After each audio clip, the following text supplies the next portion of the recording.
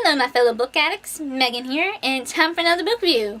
Today, I'm going to be discussing The Golden Lily by Richelle Mead, and this is book 2 in the Bloodlines series. So, this book takes up a little while after the last book. Cindy has been called back to the East Coast over the weekend to check something out, something alchemist related.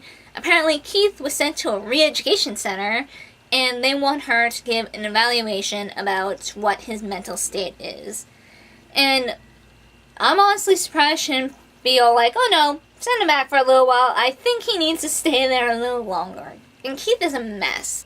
And Cindy actually feels some pity towards him because he's such a mess. And she basically gives a very diplomatic response, and they still send him back to re-education, but his sentence is drastically lowered. And in seeing that, Cindy is pretty freaked out, because unlike Keith, she actually has some friendly association with the vampires and vampires that she is working with. So that could very well be her. So she's a little freaked out by that. Just want to say, this book was awesome. I loved it, and I'm really loving this series so far. I wouldn't even go as far to say as I like this a little more than Vampire Academy. And I feel that's pretty impressive since I did really like Vampire Academy. So, with that in mind, I am also glad we get more Adrian in this book, because I love Adrian. And I love his email correspondences with Cindy and just their banter, and just the dialogue in this book is everything that I love in a book. So Cindy has a lot going on. She is trying to keep Angeline in line because it takes a while for her to understand things in this school and her job and everything. Things are better with Jill now that her favorite bully, Laurel, has backed off. And yeah, things are a little better than with Jill. And still love the relationship with Adrian. I still love how she wants to help him do this, that, and the other thing. And I love where things are going. And that's all I'm going to really say, because I do not want to give spoilers. So, if you do not wish to be spoiled, I suggest you click my now and return after you read the book. So I love how crazy Angeline is, and it takes her a while to realize, yeah, she needs to act more mature in this situation. She's going to be guarding Jill, so she needs to step it up and grow up. And I also like how she's flinging herself at Eddie. I found that kind of funny. And how they actually end up together at the end. I don't think that's going to last, personally. It's only the second book out of, 5 or 6? So I doubt that's going to last. And we are reminded of what a douchebag Adrian's father is. Oh my god, I wanted to punch him in the freaking face. He couldn't acknowledge that Adrian was trying hard to improve himself with going back to college. And that is a big deal. Because come on, he dropped out once, but he's back. Isn't that all that should matter? The fact that he went back? And she's trying to convince the other alchemists that she is still keeping a healthy distance between the vampires and herself.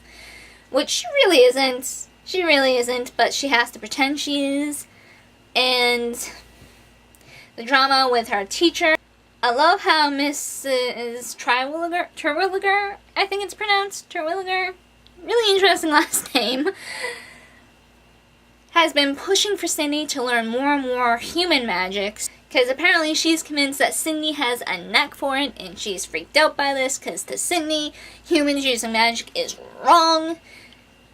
So she doesn't want to do it, but I like how she does swallow her pride and does it when she needs to. And in turn, she did manage to save Sonia, as well as herself and Adrian.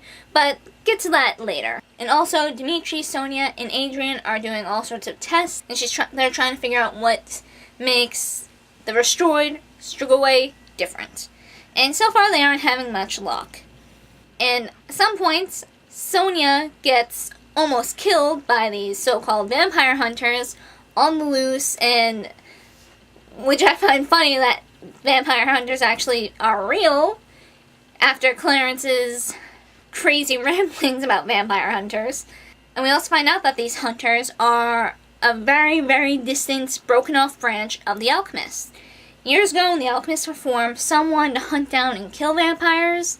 The others wanted to keep them separated from humanity and keep humanity ignorant to them. So those sides kind of went ways, and no one really paid much attention to the hunters because they mostly took care of Strigoi. And, you know, the Strigoi are an issue, so why worry about that? But these hunters, they plan to go after the Moroi and Dampierres after they take care of the Strigoi problem, which isn't so kosher. So we have a few run-ins with them and craziness. Sonia gets captured by them because they think she is still Strigoi. They don't believe the spirit magic. And Cindy does try to convince them that she is healed, she is returned. And they're just like, even if she is, she's still a vampire. One less vampire in the world, the better. Thankfully, for Cindy, everyone comes to the rescue and saves the day. But she used magic, too, not only to track Sonia to where she is, but to help her and Adrian escape while the others take care of Sonia and the hunters. And I was shocked to find out about Trey. How Trey is a member of these hunters by birth. But it was still an interesting turn of events. Especially how he was still cool with Cindy and the others even after the hunters kicked him and his dad out because they messed up. Yeah, Trey doesn't really care as much. It's his dad who's kind of all upset about it. So I'm curious as if Cindy continues her magic studies in the next book, since she does seem to have realized this does go against my beliefs, but it is useful. It is. This can help me out of a lot of things. And it's not really hurting anyone long term because the spells she does have really short term effects. So why not?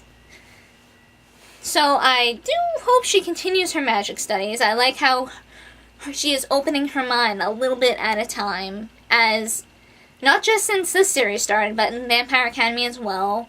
How she started out as totally against Moroi and Dampierres, thinking they're evil. And then, you know, by the end of that series, and the beginning of this one, she's realizing they aren't as bad as she grew up to believe. And I like how her attitude towards magic seems to be changing a little bit as well. And the ending was so good. I thought it was awesome. I was squealing like a fangirl when Adrian started going on and on about how he cared about Cindy. He didn't care if she was human or an alchemist. And how he actually kissed her. And oh my god, Cindy. I think I died a little bit inside when she actually pushed him away. But you know what? This is only the second book out of like 5 or 6. So fingers crossed that something happens between those books and they get together, because they do make a cute couple. I see them as a much better couple than Adrian and Rose were in the Vampire Academy series. And just, Cindy believes in Adrian when no one else does. She pushes him to be better because she knows he can be better, and she's given him a huge wake up that he had needed. This book was freaking awesome. I can't wait to read Indigo Spell. This series is awesome.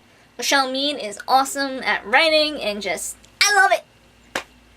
So, that is it for this book review, and I will see you guys next time. Keep reading, my little book addicts. Keep reading.